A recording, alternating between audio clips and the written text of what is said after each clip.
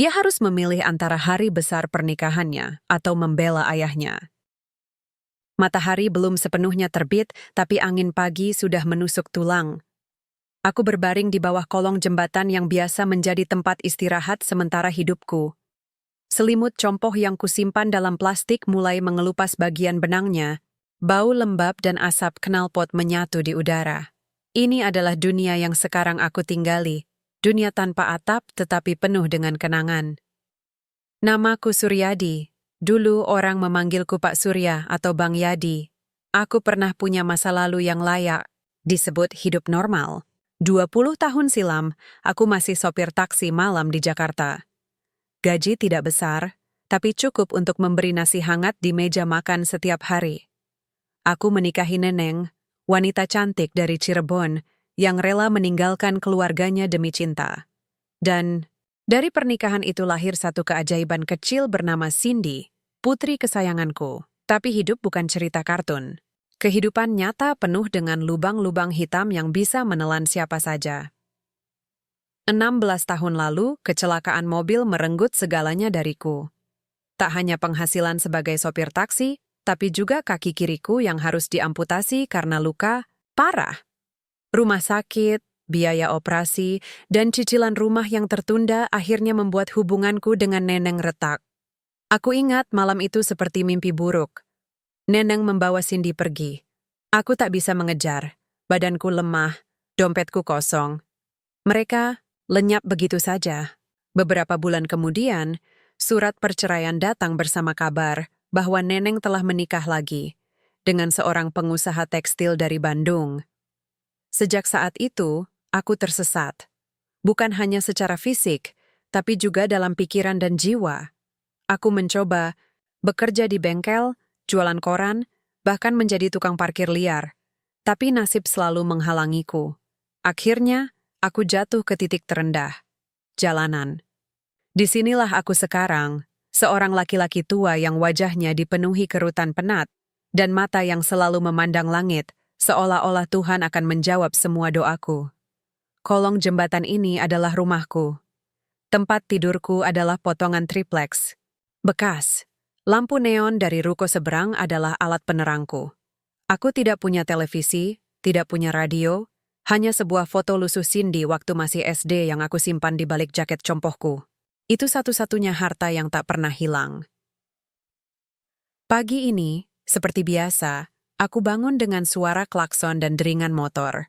Aku lipat selimutku, rapikan fotoku, lalu berjalan kaki menuju warung kopi pinggir jalan tempat aku biasa membantu pemiliknya membersihkan meja. Sebagai imbalannya, kadang ia kasih roti bakar atau teh hangat. Hari ini, entah mengapa, rasanya beda. Saat sedang menyeka meja, seorang tukang koran tua lewat sambil menjual koran edisi sore. Ia biasa kulihat berkeliaran di dekat stasiun. Tiba-tiba, matanya menangkap wajahku, lalu ia tersenyum kecil. Bang Yadi, kamu nggak lihat koran hari ini? Katanya sambil menunjukkan halaman utama. Aku mengerutkan dahi. Ngapain aku lihat koran? Uang buat beli nasi aja susah. Ia tertawa pelan, lalu menyerahkan koran itu padaku. Ini ada berita penting, lihat sendiri. Aku ragu-ragu menerimanya. Koran itu basah karena embusan angin tadi, tapi aku tetap mencoba membacanya. Mataku mencari-cari, sampai akhirnya, nama Cindy tertulis jelas di kolom hiburan sosial. Judulnya, Putri cantik pengusaha tekstil Andika Putra akan menikah bulan depan. Ada foto pre-wedding mereka. Cindy terlihat cantik sekali.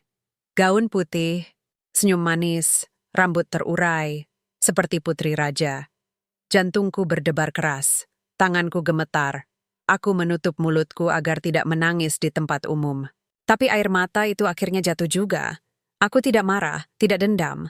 Aku hanya ingin melihat dia sekali lagi. Sekali saja. Anakku. Menikah, gumamku perlahan. Si tukang koran mengangguk. Wah, pasti bangga ya bang? Aku tersenyum. Getir. Kalau dia tahu ayahnya masih hidup, lalu ide itu muncul.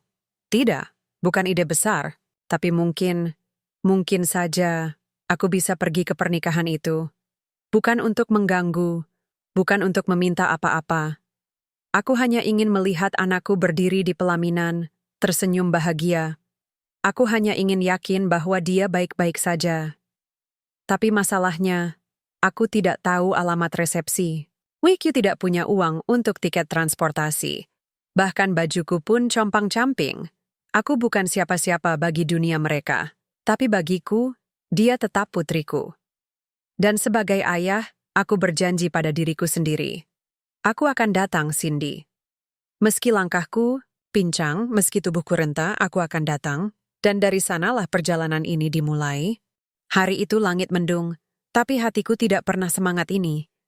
Aku masih menyimpan koran bekas yang tadi pagi diberikan si tukang koran. Aku lipat rapi di dalam jaket compohku. Di situ tertulis nama Cindy dan calon suaminya, Andhika Putra. Putra dari keluarga pengusaha tekstil terkenal di Bandung.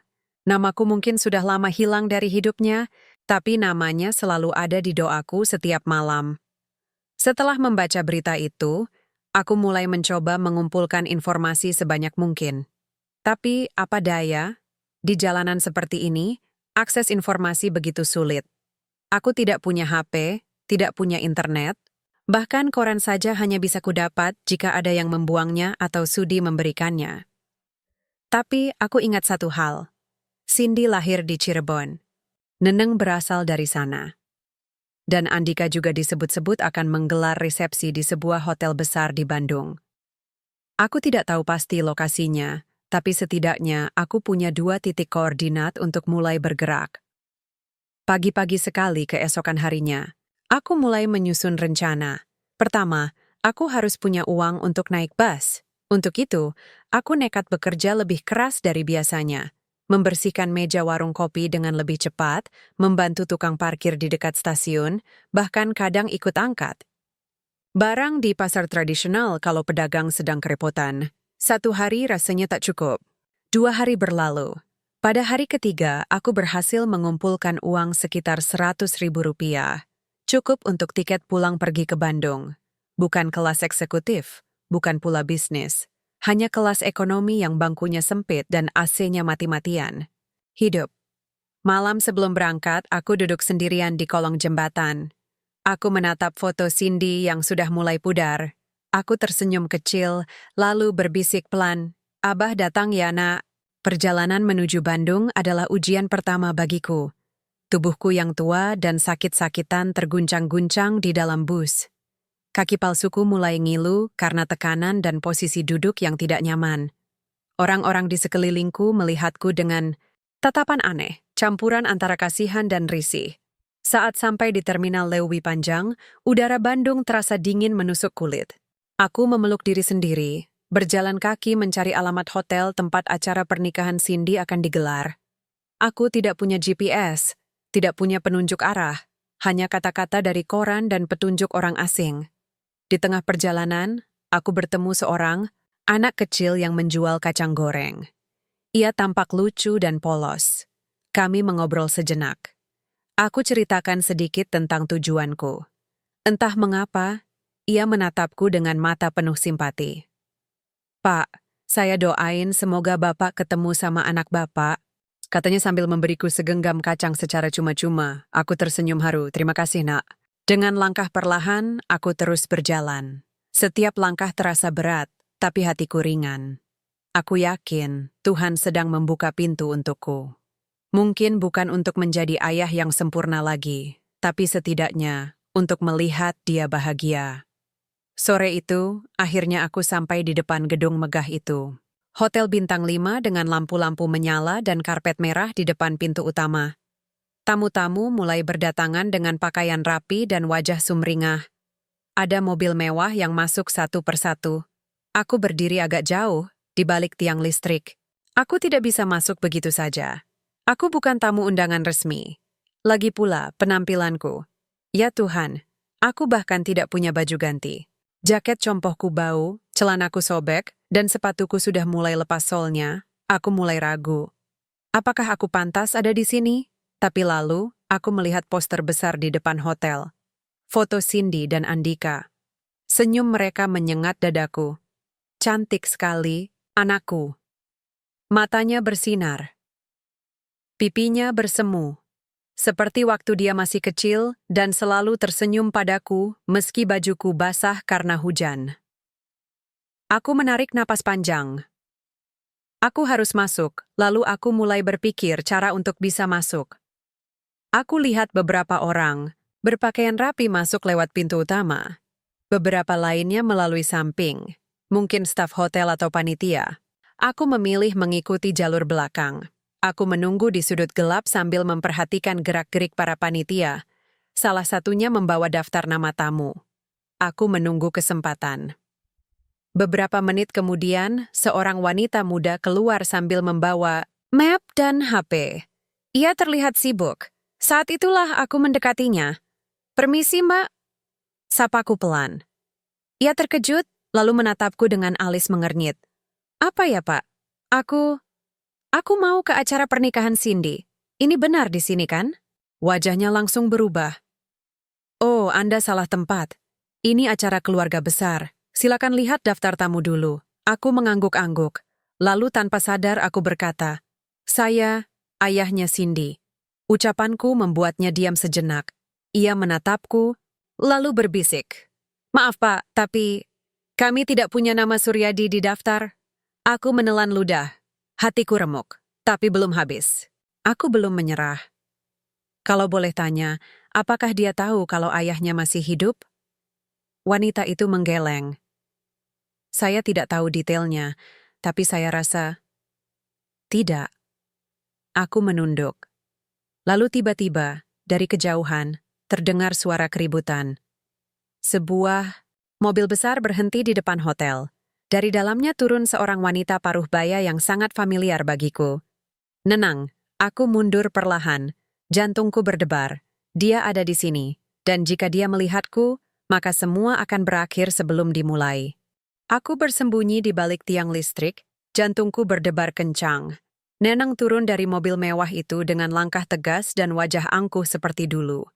Ia terlihat lebih tua, tapi sorot matanya masih sama. Dingin, keras, tidak pernah memaafkan. Aku ingat malam-malam ketika ia menangis di pelukanku setelah Cindy lahir. Aku ingat bagaimana ia tersenyum manis saat kami makan nasi uduk di pinggir jalan dengan uang pas-pasan. Tapi sekarang, semua itu sudah lenyap, diganti oleh kemapanan, kebanggaan, dan mungkin juga dendam. Aku mundur perlahan, takut ia melihatku. Aku tidak ingin hari ini berakhir seperti pertemuan terakhir kami, penuh amarah dan air mata. Aku bukan datang untuk membuat masalah, aku hanya ingin melihat anakku sekali lagi. Dari tempatku berdiri, aku bisa mendengar suara neneng berbicara pada salah satu panitia acara. "Sudah siap semua? Jangan ada yang mengganggu suasana hari ini.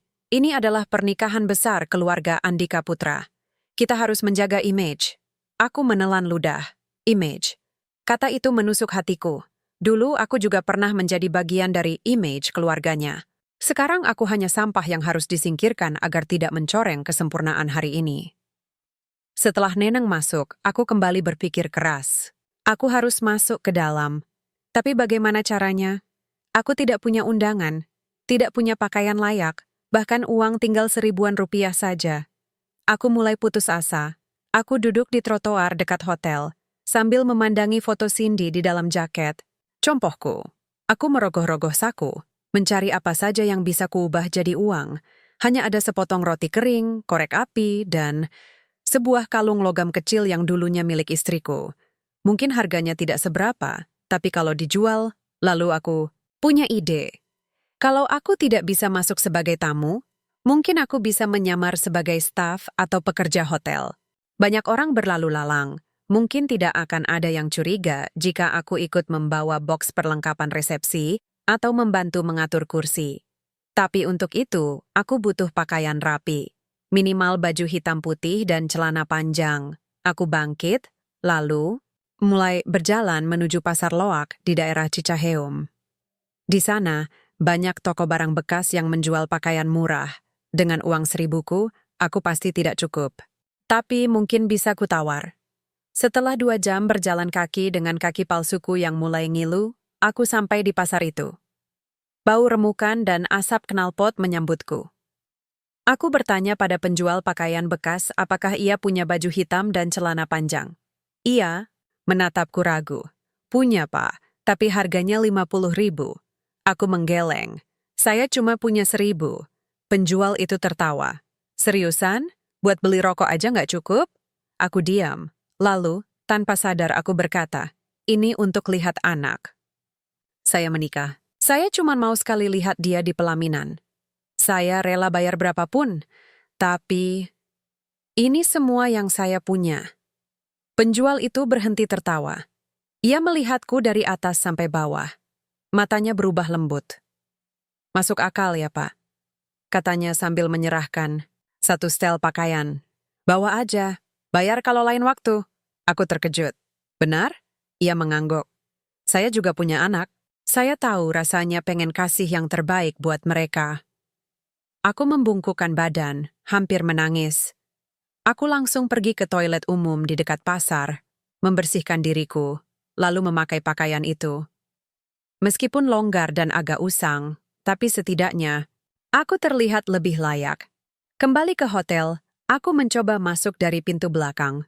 Aku pura-pura sedang membawa kotak plastik kosong, seolah-olah baru selesai bekerja. Petugas keamanan melihatku. Lo kerja di mana? Aku coba bicara tenang. Di bagian setting kursi, Mas, baru selesai. Ia mengangguk singkat. Ya udah, lanjut. Aku lega. Satu rintangan terlewati. Perlahan, aku berhasil melewati lorong-lorong hotel dan sampai di area resepsi. Musik sudah dimainkan. Orang-orang mulai duduk di kursi masing-masing. Pelayan membawa nampan-nampan makanan. Semua terlihat sempurna. Aku berdiri di sudut ruangan, berusaha tidak mencolok. Dari sini, aku bisa melihat panggung utama. Gaun putih tergantung di dalam kotak kaca. Dan di atas panggung, foto Cindy dan Andika terpampang besar. Aku menahan napas. Hatiku berdebar, dia benar-benar akan menikah. Aku tidak tahu apa yang akan terjadi selanjutnya. Tapi yang pasti, kakung sudah sampai di sini. Meski dengan cara yang susah, meski dengan tubuh yang sakit, aku tetap datang. Dan aku akan melihat anakku berdiri di pelaminan, walau hanya dari kejauhan. Tapi belum sempat aku menikmati momen itu. Seseorang menepuk bahuku dari belakang. Pak, Anda siapa? Aku menoleh. Seorang petugas hotel menatapku curiga. Apa Anda panitia? Aku gugup. Iya, saya dari tim setting. Ia mengerutkan dahi. Saya belum pernah lihat Anda. Tunjukkan kartu identitas atau ID panitia. Aku panik. Aku tidak punya apa-apa. Aku hanya seorang gelandangan yang nekat. Sebelum aku sempat berbohong lagi, seorang wanita paruh baya muncul dari arah panggung. Ia melihatku, lalu berteriak. Ini dia! Ini orang yang kemarin di kolong jembatan. Aku terlonjak. Itu suara neneng. Oh, Tuhan! Dia mengenaliku. Petugas hotel langsung memegang lenganku. Anda siapa sebenarnya? Neneng mendekat, wajahnya marah. Ini mantan suami saya. Dia bukan tamu. Dia cuma gembel jalanan. Orang-orang mulai menoleh. Beberapa tamu terkejut. Ada yang mulai merekam dengan HP. Aku mencoba menjelaskan. Saya cuma ingin lihat anak saya. Saya tidak akan ganggu apa-apa. Tapi Neneng tidak peduli. Ia berteriak pada petugas. Usir dia, segera. Jangan biarkan dia rusak hari ini. Aku dipaksa pergi. Dipaksa meninggalkan gedung. Aku menatap ke dalam, berharap bisa melihat Cindy. Sekali saja. Tapi semuanya gelap. Aku hanya bisa menangis dalam diam. Aku diusir. Di hari pernikahan putriku. Namun, aku tidak tahu bahwa di balik panggung, seseorang mendengar semua keributan itu. Dan seseorang itu adalah Cindy. Aku terduduk di trotoar, tidak jauh dari hotel tempat pernikahan putriku digelar. Udara dingin Bandung menyusup masuk melalui sela-sela jaket compohku yang sudah tak layak. Kaki palsuku sakit. Hatiku lebih sakit lagi, aku diusir. Di hari paling penting dalam hidup anakku, aku bahkan tidak boleh menjejakkan kaki di halamannya. Aku hanya ingin melihatnya sekali saja, melihat senyum itu, mendengar suara tawanya, memastikan bahwa ia baik-baik saja. Tapi Tuhan seolah berkata, "Tidak, Suryadi, kamu bukan bagian dari dunia itu lagi." Aku merogoh-rogoh saku, mencari foto Cindy yang biasa selalu kubawa. Oh, masih ada. Aku mengusapnya pelan dengan ujung jari yang kasar. "Maafin Abah ya, Nak," bisikku lirih. Malam itu aku memutuskan untuk pulang. Aku tidak punya alasan lagi untuk tinggal di sini. Uangku sudah habis. Pakaian pinjaman itu juga harus kuembalikan ke penjual pasar loak esok pagi. Aku hanya bisa menerima kenyataan bahwa aku memang tidak pantas hadir di hari bahagia anakku. Aku berjalan kaki menuju terminal. Langkahku gontai, tubuhku lelah. Saat melewati sebuah minimarket, aku melihat seorang ibu sedang membaca koran edisi sore. Aku hampiri dan memintanya melihat halaman hiburan sosial. Ia memberikannya padaku tanpa banyak bicara. Aku membuka lembaran itu, dan di sana, foto Cindy masih tersenyum manis. Di bawahnya tertulis, "Pernikahan putri pengusaha Andika Putra berlangsung khidmat. Tamu undangan mencapai 500 orang. Aku tersenyum getir. Khidmat. Kata itu membuatku ingin menangis. Aku yakin dia cantik hari ini. Aku yakin dia bahagia. Hanya sayang, aku tidak bisa melihatnya sendiri. Aku menutup koran itu, lalu menyerahkan kembali pada si ibu. "Terima kasih," kataku pelan. Esok paginya, aku sudah naik bus menuju Jakarta. Di dalam perjalanan, aku memandangi pemandangan kota-kota kecil yang dilewati. Semua terasa begitu jauh dari hidupku. Seperti film yang ditonton orang lain, tapi aku hanya penonton pasif. Bus berhenti sejenak di sebuah warung makan pinggir tol. Penumpang lain turun untuk makan, atau sekadar meregangkan kaki. Aku tetap duduk di bangkuku. Tidak punya uang untuk beli makan. Saat itulah, pintu bus dibuka. Seorang pria muda berpakaian rapi masuk. Ia menyerahkan sesuatu pada supir. "Ini titipan dari seorang wanita di Bandung. Katanya untuk Bapak Suryadi." Aku langsung menoleh. "Saya, Suryadi." Pria itu menatapku ragu, lalu menyerahkan amplop coklat tebal padaku. Aku menerimanya dengan tangan gemetar. Di dalamnya ada surat dan tiket kereta api eksekutif Jakarta, Bandung PP. Aku membuka surat itu. Tulisan tangan itu sangat familiar. Itu tulisan Cindy Abah. "Maafin Cindy nggak kasih tahu dari awal. Aku tahu Abah pasti datang. Aku juga pengen banget lihat Abah di hari spesial aku. Aku diam-diam tambahin nama Abah di daftar tamu. Tapi mungkin Neneng hapus. Maaf kalau Abah sampai diusir. Aku tidak bisa apa-apa waktu itu karena takut ribut besar. Tapi Abah belum usai. Aku tunggu Abah di rumah besok. Jangan balik ke Jakarta dulu. Aku akan cari cara biar kita bisa ketemu. Cindy." Sayang Abah selalu, aku menutup mulutku agar tidak menangis di tempat umum. Tapi air mata itu jatuh juga. Aku memeluk surat itu erat-erat. Hatiku hangat. Anakku tidak melupakanku. Aku langsung memesan kamar murah di dekat stasiun Bandung. Aku menunggu instruksi selanjutnya dari Cindy. 2 hari kemudian, HP bekasku berdering. Aku baru sadar bahwa nomor itu adalah milik Cindy. Ia menelepon dari nomor asing. "Abah?" Suaranya terdengar pelan. "Ya, Nak. Abah di Bandung. Abah tunggu kamu." Di seberang sana, Cindy menarik napas panjang.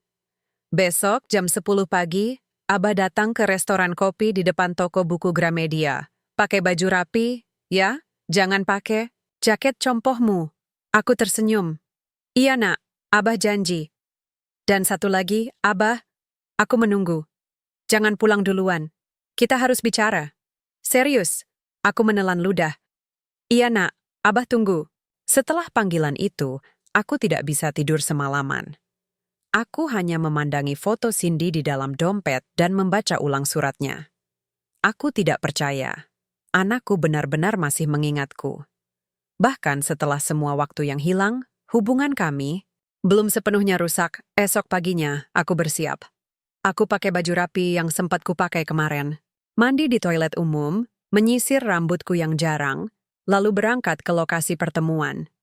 Restoran kopi itu tidak terlalu ramai. Aku memesan segelas teh hangat dan duduk di pojok. Jam menunjukkan pukul 9.45. Aku menunggu. Pukul 10 tepat, pintu restoran terbuka. Dan di sanalah dia Cindy. Putriku, berdiri di ambang pintu, dengan senyum yang sama seperti saat ia masih kecil. "Abah," katanya pelan. Aku berdiri.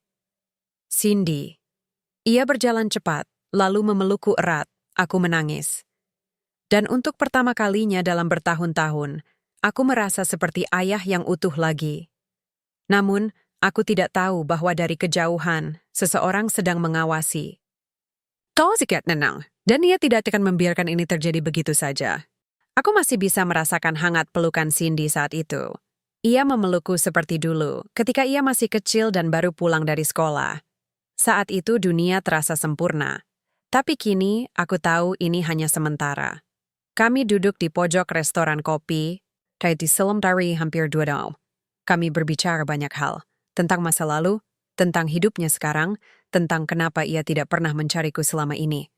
"Aku takut, Abah," katanya pelan. "Takut kalau Abah benci sama aku. Takut kalau Abah sudah nggak sayang lagi." Aku menggeleng cepat. "Abah nggak akan pernah berhenti sayang sama Cindy. Abah cuma sedih aja nggak bisa lihat kamu besar." Ia menunduk, matanya berkaca-kaca. Besok, acara resepsi kedua. Di Bandung juga, aku masukkan nama Abah di daftar tamu. Kali ini, jangan datang diam-diam ya. Datang sebagai ayahku. Aku terdiam. Tapi, Neneng, Cindy tersenyum getir. "Aku yang atur. Abah tinggal datang." Hari itu aku tidak pulang ke penginapan murahanku. Aku menginap di sebuah hotel kecil dekat lokasi resepsi atas permintaan Cindy. Ia bahkan memberiku uang untuk beli pakaian layak dan sepatu baru. Aku tidak pernah membayangkan hari ini akan tiba. Ayah gembel jalanan seperti aku dipersiapkan untuk hadir di pernikahan putrinya dengan pakaian rapi dan tiket resmi. Ini seperti mimpi. Malam sebelum acara, aku susah tidur. Hatiku gelisah.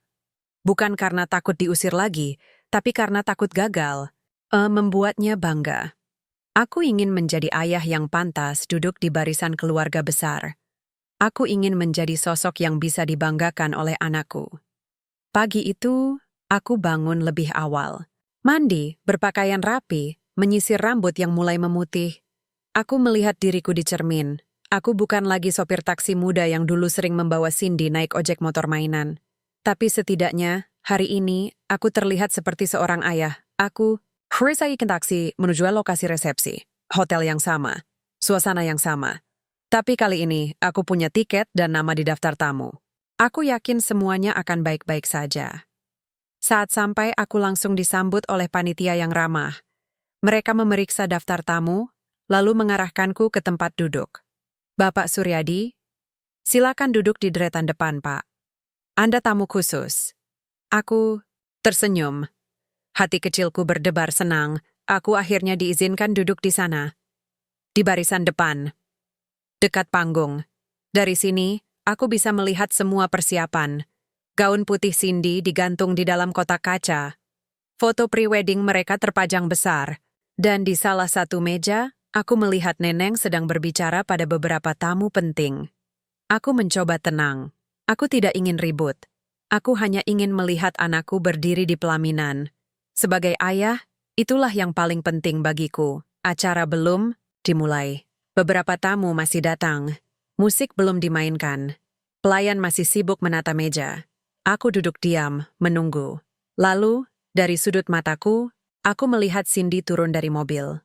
Ia cantik sekali. Rambutnya disanggul, wajahnya berseri. Ia tersenyum kepada para tamu yang menyambutnya. Matanya mencariku. Dan saat ia menemukan pandanganku, ia tersenyum lebar. Aku balas tersenyum. Hatiku hangat. Namun, senyum itu tidak bertahan lama. Dari arah lain, Neneng mendekat. Ia melihatku, lalu berhenti sejenak. Matanya menyipit. Wajahnya berubah. "Apa dia yang ada di daftar tamu?" tanyanya pada panitia. "Iya, Bu. Dia Bapak Suryadi, ayah dari mempelai wanita." Neneng langsung mendekatiku. Kamu gimana? "Si Suryadi? Masih aja nekat datang." Aku berdiri. "Saya diundang, Bu. Saya tidak ganggu apa-apa." Neneng mendekat. "Kamu pikir orang-orang di sini mau lihat gembel macam kamu? Kamu malu-maluin." Beberapa tamu mulai menoleh. Orang-orang mulai merekam. Ada yang bisik-bisik. Cindy mendekat. Bu, biarkan Abah tetap di sini. Neneng langsung menatapnya tajam. Jangan sok bijak kamu, Cindy. Dia itu cuma... Belum selesai kata-katanya, ia menunjukku dengan jijik. Aku menelan ludah. Aku tidak ingin ribut. Aku tidak ingin mengganggu hari anakku. Tapi, aku tidak bisa terima perlakuannya padaku. Aku adalah ayah dari pengantin wanita, bukan peminta-minta yang harus diusir. Petugas keamanan hotel datang. Neneng langsung memerintahkan mereka. Usir dia. Sekarang, aku menatap Cindy. Ia menatapku dengan mata penuh penyesalan. Maaf, Abah, bisiknya. Aku tidak bilang apa-apa. Aku hanya mengangguk. Lalu, petugas itu membawaku keluar. Di luar, udara terasa dingin. Aku duduk di trotoar, menatap langit. Aku sudah mencoba. Aku sudah datang. Tapi sepertinya, aku benar-benar bukan bagian dari dunia ini lagi. Tapi aku tidak tahu bahwa di dalam gedung, sesuatu besar sedang terjadi. Dan itu akan mengubah segalanya.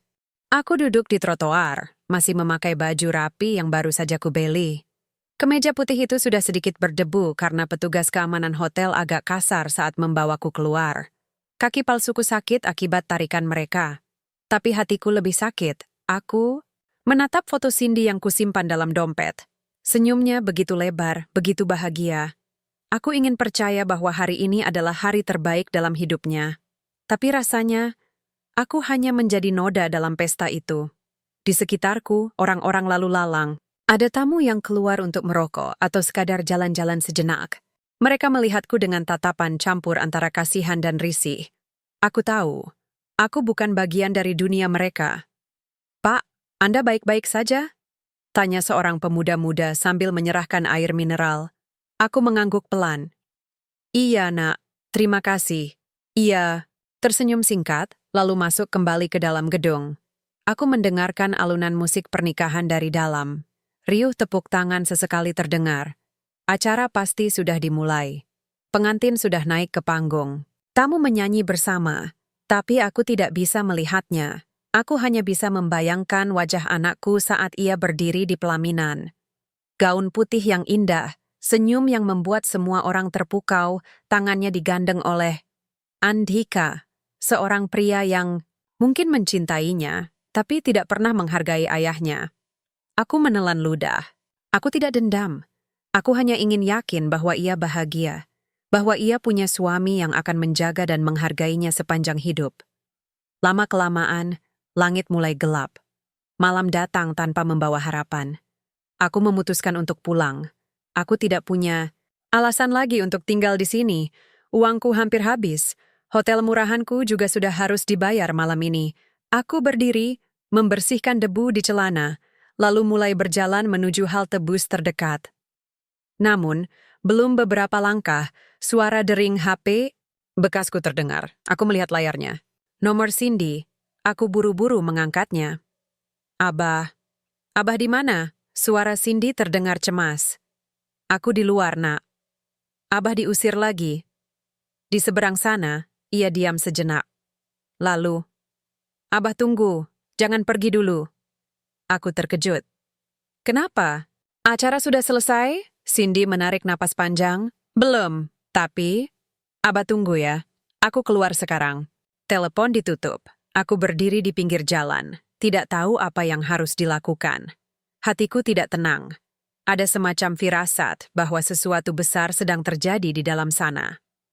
Beberapa menit kemudian, pintu utama hotel terbuka. Dari dalam, keluarlah Cindy, masih memakai gaun pengantin lengkap. Ia berlari kecil ke arahku, wajahnya basah oleh air mata. Aku langsung mendekatinya. Nak, kamu kenapa? Kamu nggak apa-apa? Ia menggeleng cepat. Aku baru berantem sama ibu. Dan, Andika, aku bilang kalau kamu harus diizinkan ada di sini. Tapi mereka tetap aja nggak mau terima Abah. Aku menunduk. Maafin Abah, Nak. Abah selalu bikin ribet. Cindy menggeleng keras. Jangan bilang gitu.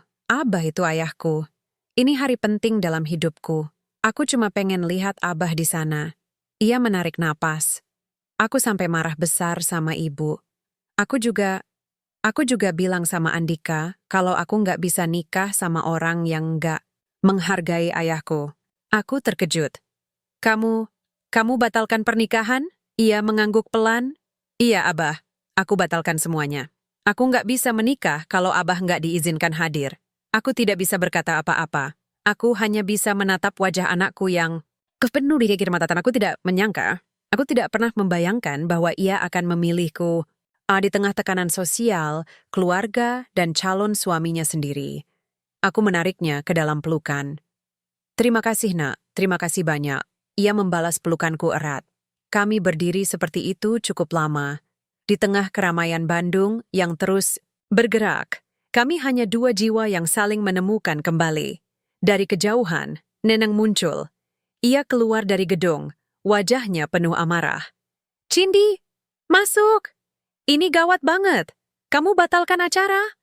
Cindy melepaskan pelukannya dan menatap ibunya tajam. Iya, Bu, aku batalkan. Karena aku nggak bisa nikah sama orang yang nggak hormat sama ayahku. Neneng mendekat. Kamu pikir hidup cuma soal perasaan? Kamu mikirin keluarga, mikirin image kita? Cindy tidak mundur. Kalau image itu lebih penting dari keluarga, mending kita nggak usah punya hubungan lagi. Ucapannya membuat Neneng terdiam sejenak. Wajahnya merah padam. Lalu ia menunjukku. Ini semua gara-gara dia. Gembel jalanan yang nggak pantas masuk ke dunia kita. Aku menatapnya. Saya tidak minta apa-apa, Neneng. Saya cuma ingin lihat anak saya bahagia. Kalau kamu masih anggap saya ancaman, ya silakan. Tapi Cindy, dia punya hati. Dan hati itu lebih penting dari segalanya. Neneng menatapku, lalu pada anaknya. Ia mengepal tangannya. Lalu, tanpa berkata apa-apa, ia masuk kembali ke dalam gedung. Aku dan Cindy tetap berdiri di sana. Udara malam terasa dingin, tapi hati kami hangat. Abah. Aku mau pulang sama Abah. Aku nggak mau balik ke rumah ibu. Aku mau hidup sendiri. Bareng Abah. Aku terkejut. Kamu serius? Ia mengangguk. Iya, aku udah dewasa. Aku punya pekerjaan. Aku bisa hidup mandiri. Yang penting, aku bisa punya keluarga yang utuh lagi. Aku menatap matanya. Matanya masih berkaca-kaca, tapi penuh keyakinan. Aku tersenyum. Iya, Nak, kita pulang bareng. Kita mulai hidup baru. Dan dari sanalah, segalanya berubah. Kami masih berdiri di trotoar depan hotel. Cindy memegang tanganku erat, seperti dulu waktu ia masih kecil dan takut menyeberang jalan sendirian.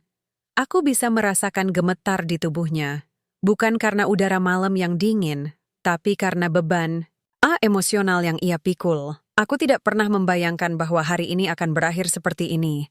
Aku datang hanya ingin melihat anakku bahagia di pelaminan. Tapi ternyata, ia lebih memilih hatinya daripada tekanan sosial. Abah, kita pulang ya? Katanya pelan.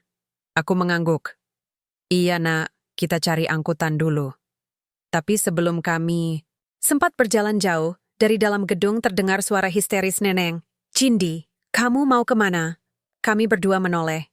Neneng keluar dengan langkah kasar.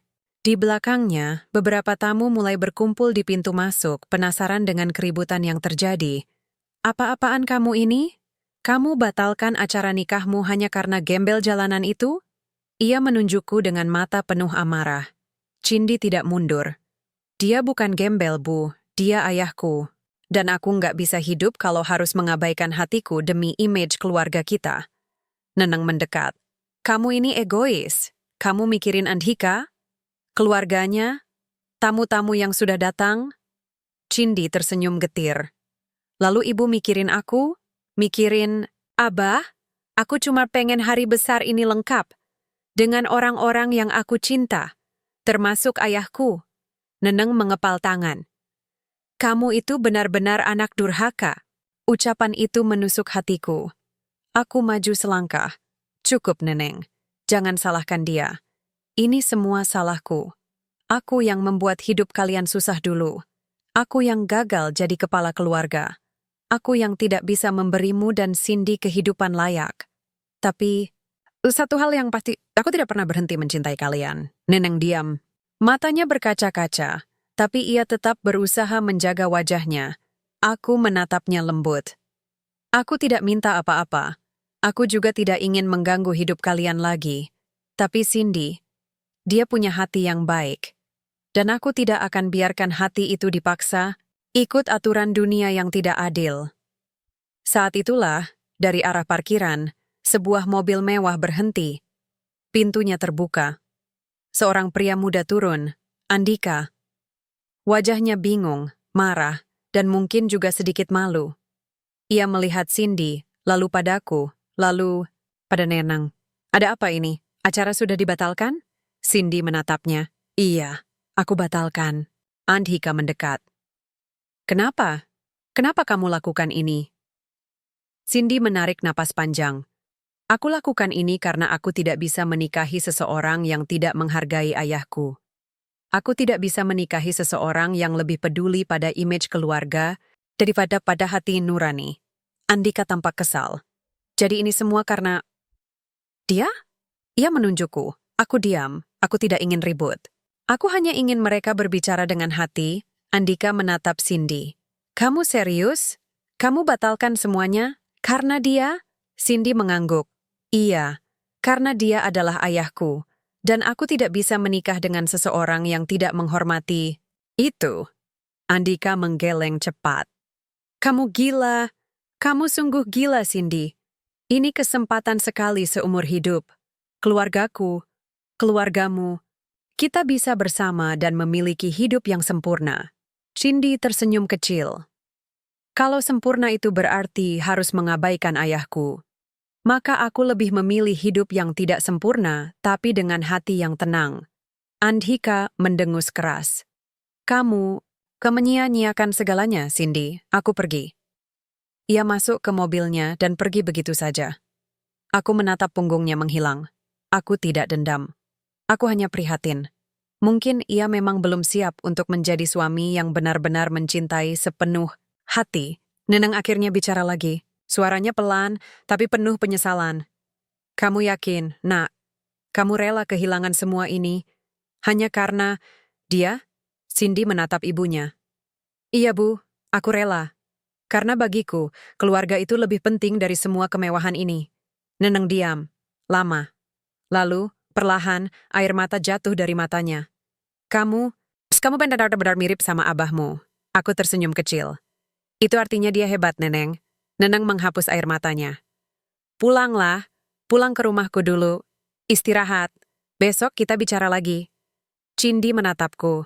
Aku mengangguk. Iya, Bu. Kami pulang. Di dalam mobil, kami berdua diam. Hanya suara radio kecil yang mengisi keheningan. Sesekali kulirik wajah Cindy. Ia tampak lelah, tapi senyumnya tetap ada. Kamu menyesal? Tanyaku pelan. Ia menggeleng. Enggak. Aku malah lega. Aku akhirnya bisa jujur sama diri sendiri. Aku menepuk tangannya lembut. Terima kasih, Nak. Terima kasih sudah memilih Abah. Ia menatapku. Bukan memilih Abah. Ini tentang harga diri, tentang keluarga, dan tentang cinta yang tulus. Aku menelan ludah. Hatiku hangat. Aku tidak tahu apa yang akan terjadi besok. Tapi malam ini, aku bisa tidur dengan tenang. Karena untuk pertama kalinya dalam bertahun-tahun, anakku kembali padaku. Hari itu, pagi belum terlalu terang ketika Neneng membangunkan kami.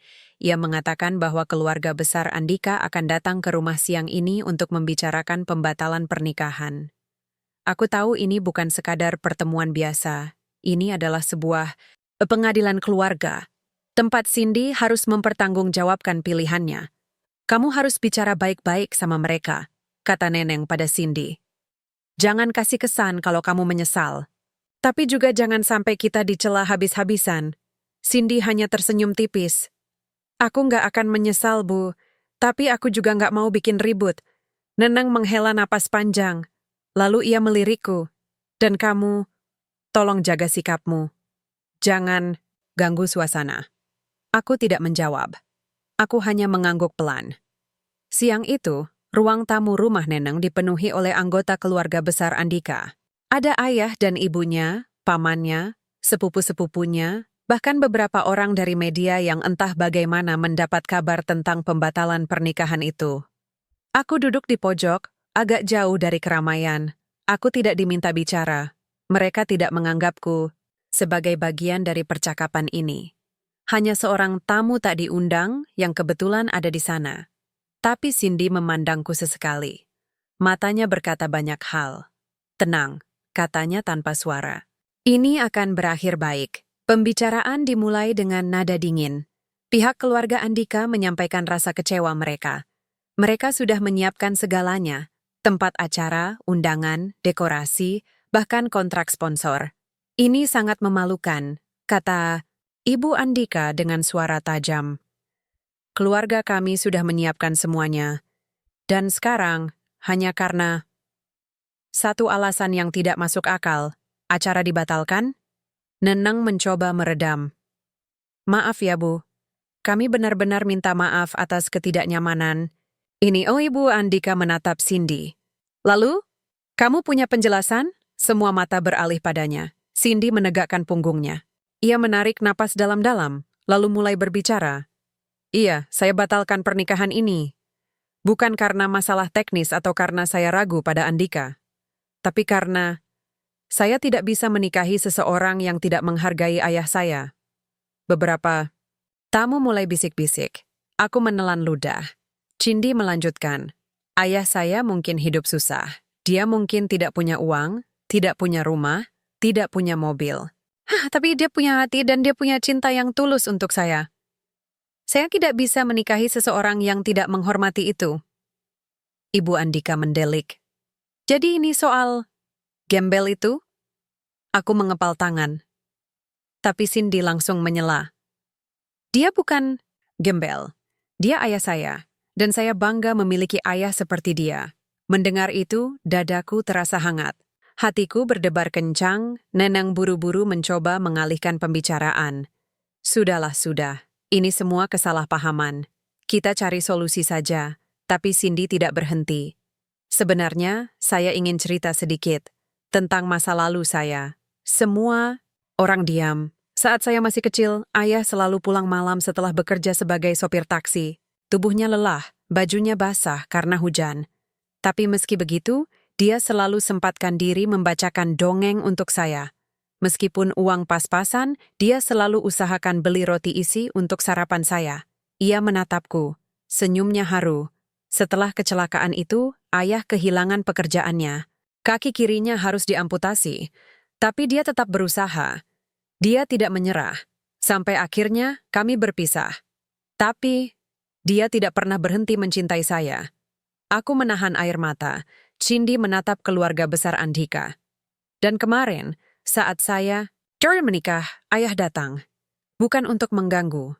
Bukan untuk meminta apa-apa. Hanya ingin melihat saya bahagia. Tapi dia diusir. Di hari terpenting dalam hidup saya, suara Cindy mulai pecah. Saya tidak bisa menikahi seseorang yang tidak punya hati. Saya tidak bisa menikahi seseorang yang lebih peduli pada image daripada pada nilai keluarga. Ia menatap ibunya. Dan saya juga tidak bisa hidup dalam keluarga yang menganggap ayah saya tidak pantas dilihat. Neneng diam, wajahnya murung. Sejenak, ruangan sunyi. Hanya suara angin dari ventilasi yang terdengar. Lalu, salah satu pamannya Andika berdiri. Ia menatap Cindy. Kamu tahu, anak muda, kadang hidup itu tidak hitam putih. Tapi, kamu membuat pilihan yang berani hari ini. Ia menatapku. Dan kamu, Pak, kamu pasti lelah. Tapi kamu pantas disebut ayah yang hebat. Aku hanya bisa menunduk. Terima kasih. Akhirnya, keluarga besar Andika pamit. Mereka tidak marah lagi, tapi juga tidak puas. Namun, mereka menghargai keputusan Cindy. Setelah mereka pergi, Neneng duduk di sebelahku. Kamu ternyata masih punya pengaruh besar di hati. Dia, aku tersenyum kecil. Bukan aku. Hanya cinta yang tidak pernah hilang. Neneng menghela napas. Aku minta maaf. Selama ini, aku pikir aku melindungi Cindy. Tapi mungkin, aku malah membuatnya tidak utuh. Aku menepuk tangannya, lembut. Kita semua pernah salah, Neneng. Yang penting, sekarang kita punya kesempatan untuk saling memperbaiki. Malam itu, aku dan Cindy duduk di teras rumah. Langit Bandung penuh bintang. Abah, katanya pelan, aku ingin tinggal sama Abah. Aku ingin hidup sederhana, tapi bersama keluarga. Aku menatapnya. Kamu yakin? Kamu bisa hidup begini? Ia mengangguk. Iya, aku rela. Karena aku tahu, di samping Abah, aku punya rumah yang nyata. Aku tersenyum, lalu memeluknya erat. Terima kasih, Nak. Terima kasih sudah kembali ke pelukan Abah. Malam itu aku tidak bisa tidur. Aku terus memandangi langit-langit kamar sederhana di rumah Neneng. Di sebelahku, Cindy tertidur lelap setelah hari yang melelahkan secara emosional. Napasnya tenang, tapi wajahnya masih menyimpan beban. Aku tidak pernah membayangkan bahwa keputusannya akan mengubah segalanya. Ia telah menolak dunia yang nyaman demi hati yang tulus. Dan entah bagaimana, ia masih rela menerimaku, seorang ayah yang dulu hilang dari hidupnya. Esok paginya, Neneng datang ke kamarku lebih awal. Wajahnya murung. Ia membawa secangkir teh hangat dan menyerahkan padaku tanpa kata-kata. Aku menerimanya dengan senyum kecil. Terima kasih. Ia menghela napas panjang, lalu akhirnya berbicara. Kamu tahu, semalam, aku mikir banyak hal. Aku ingat waktu kita masih bersama. Waktu kamu pulang malam-malam dan langsung mencium anakmu. Waktu kamu rela jalan kaki hanya buat beli susu untuk Cindy. Aku menatapnya. Itu semua sudah lama berlalu. Neneng menggeleng pelan. Tapi kenapa aku bisa melupakan semua itu? Kenapa aku bisa membuatmu jadi musuh dalam hidup kami? Aku tersenyum getir. Bukan salah kamu sepenuhnya. Kita sama-sama punya kesalahan. Tapi yang penting, sekarang, kita punya kesempatan untuk memperbaikinya. Ia diam sejenak, lalu berkata, aku nggak bilang aku langsung bisa menerima kamu lagi sebagai suami atau apa. Tapi, sebagai ayah Cindy, aku tidak akan menghalang-halangimu lagi. Aku menunduk. Cukup. Itu saja sudah cukup. Saat matahari mulai naik, Cindy bangun. Ia memakai baju santai. Rambutnya dikepang sederhana. Ia seperti siap menghadapi sesuatu. Abah, katanya saat sarapan. Aku udah putusin. Aku nggak mau tinggal di sini lagi. Aku pengen pulang sama Abah. Aku terkejut. Pulang? Maksudmu? Ke Jakarta? Ia mengangguk. Iya, aku nggak bisa hidup di sini lagi. Semua orang di sini melihat aku dengan pandangan yang salah. Aku cuma ingin hidup sederhana, tapi punya keluarga yang utuh. Neneng mendengar itu, lalu angkat bicara. Kamu yakin, Nak? Kamu bisa hidup seperti itu? Hidup di luar tekanan sosial, tanpa kemewahan? Cindy menatap ibunya. Iya, Bu, aku yakin. Selama Abah ada di dekatku, aku tidak butuh kemewahan. Neneng menatap anaknya dengan tatapan campur antara sedih dan bangga. Ia menghela napas panjang. Kalau itu pilihanmu, aku tidak akan melarang. Tapi janji aku sebagai ibu tetap sama. Aku akan selalu ada kalau kamu butuh bantuan. Cindy tersenyum. Terima kasih, Bu. Beberapa jam kemudian, kami mulai mengemasi barang-barang. Neneng memberiku uang untuk tiket kereta dan kontrakan pertama di Jakarta. Ia juga memberiku beberapa dokumen penting tentang Cindy, dari ijazah hingga kartu keluarga lama. Ini mungkin berguna buat kalian nanti, katanya pelan. Aku mengangguk. Aku benar-benar berterima kasih, Neneng. Ia tersenyum tipis. Jaga dia baik-baik. Dia satu-satunya putri kita. Di stasiun kereta, suasana terasa berat. Bukan karena perpisahan, tapi karena awal baru. Cindy membawa tas kecil di punggungnya. Ia tampak ringan, seperti beban hidupnya telah dilepaskan. Kereta tiba. Kami naik. Dari balik jendela, aku melihat Neneng melambaikan tangan. Matanya berkaca-kaca. Cindy melambaikan tangan juga. Lalu ia menoleh padaku. Abah, ini adalah langkah pertama menuju hidup yang lebih baik, ya? Aku menatap matanya. Iya, Nak. Ini adalah langkah menuju rumah yang sebenarnya. Rumah yang dibangun dengan cinta. Perjalanan menuju Jakarta terasa cepat. Saat sampai, udara panas ibu kota menyambut kami. Suara klakson dan asap knalpot mengisi langkah kaki kami. Kami menyewa sebuah kontrakan kecil di pinggiran Bekasi. Cukup untuk 2 kamar, dapur, dan kamar mandi umum. Tidak mewah, tapi cukup untuk kami berdua. Cindy membantu membersihkan ruangan. Ia tersenyum sepanjang waktu. Aku suka tempat ini, Abah. Rasanya seperti punya rumah sungguhan. Aku tersenyum. Ya, ini rumah kita sekarang. Beberapa minggu berlalu, Cindy mulai mencari pekerjaan freelance sebagai desainer grafis. Aku membantu tetangga menjaga toko kelontong sore hari. Kami hidup sederhana, tapi bahagia. Suatu sore saat kami sedang makan nasi goreng di teras kontrakan, Cindy bertanya, "Abah, kamu menyesal nggak kalau lihat hidupku sekarang? Aku nggak punya mobil, nggak punya rumah besar, nggak punya pesta megah." Aku menatapnya. Aku tidak pernah menyesal, karena yang penting buat Abah bukan itu. Yang penting, kamu bahagia, dan kamu punya keluarga. Cindy tersenyum, lalu ia memelukku erat. Aku sayang Abah. Aku membalas pelukannya. Aku juga sayang kamu, Nak.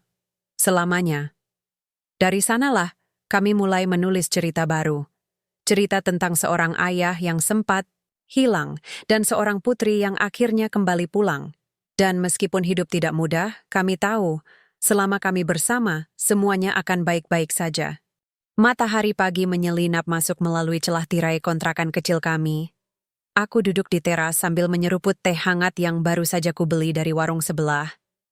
Udara Bekasi memang panas dan berdebu, tapi rasanya lebih nyaman daripada kolong jembatan tempat aku pernah tidur bertahun-tahun lalu. Di dalam rumah, Cindy sedang sibuk dengan laptopnya. Ia bekerja sebagai desainer grafis freelance. Dari waktu ke waktu, ia menerima pesanan dari klien luar negeri. Gajinya tidak besar, tapi cukup untuk biaya hidup kita sekarang. Aku tersenyum sendiri. Anakku yang cantik itu akhirnya bisa hidup sesuai hatinya. Tidak lagi dibayang-bayangi oleh tekanan sosial atau image keluarga. Beberapa bulan telah berlalu sejak pembatalan pernikahannya. Hubungan Cindy dengan Neneng tidak sepenuhnya putus, tapi hubungan mereka masih agak renggang. Kadang-kadang Neneng mengirim pesan singkat atau menelepon sekadar menanyakan kabar. "Bu nelpon tadi," kata Cindy suatu malam sambil mengetik di HP-nya. Aku menoleh. "Oh, dia gimana?" Cindy tersenyum tipis. Dia bilang, dia merindukan kita, dan dia minta maaf. Aku diam sejenak, lalu berkata pelan, "Kita semua butuh waktu untuk pulih." Cindy mengangguk. "Iya, tapi Abah benar. Waktu akan mengubah banyak hal." Pagi ini ada surat yang masuk ke kotak pos kecil di depan kontrakan. Surat itu dari Neneng. Isinya adalah foto Cindy saat masih kecil, bersama secarik kertas, "Suryadi, maafin aku selama ini." Aku pikir aku melindungi anakku dengan menjauhkannya dari masa lalu. Tapi ternyata, masa lalu itu bagian dari dirinya. Aku harap kalian bahagia. Aku juga mulai belajar untuk menerima bahwa cinta itu bukan tentang uang atau kemewahan. Cinta itu adalah tentang saling menerima. Terima kasih sudah tidak pernah berhenti mencintai Cindy. Neneng aku membaca surat itu beberapa kali. Hatiku hangat. Aku tidak pernah membayangkan akan ada hari seperti ini, di mana mantan istriku akhirnya bisa melihatku bukan sebagai ancaman, tapi sebagai bagian dari keluarga. Aku menunjukkan surat itu pada Cindy. Ia membacanya tanpa suara, lalu air mata mulai turun dari matanya. "Abah," katanya sambil memelukku erat. "Akhirnya, Bu mau menerima kita." Aku menepuk punggungnya lembut. "Iya, Nak, akhirnya, hidup kami tetap sederhana. Kami tidak punya mobil, tidak punya tabungan besar, tidak punya asuransi kesehatan lengkap. Tapi kami punya satu hal yang sangat berharga, keluarga. Setiap pagi, kami sarapan bersama. Setiap malam, kami bercerita sebelum tidur. Kadang tentang kenangan masa lalu, kadang tentang rencana masa depan." Suatu sore, Cindy bertanya padaku, "Abah, kalau boleh jujur, apa Abah nyesel nggak punya hidup kayak sekarang? Jadi orang biasa, hidup susah, tinggal di kontrakan?" Aku menatap matanya. Aku nggak pernah nyesel, karena yang penting buat Abah bukan kemewahan. Yang penting, kamu ada di sini. Kamu bahagia. Kamu tetap menjadi putriku. Cindy tersenyum. Lalu ia berkata, kalau begitu, Abah harus tahu satu hal. Aku mendengarkan.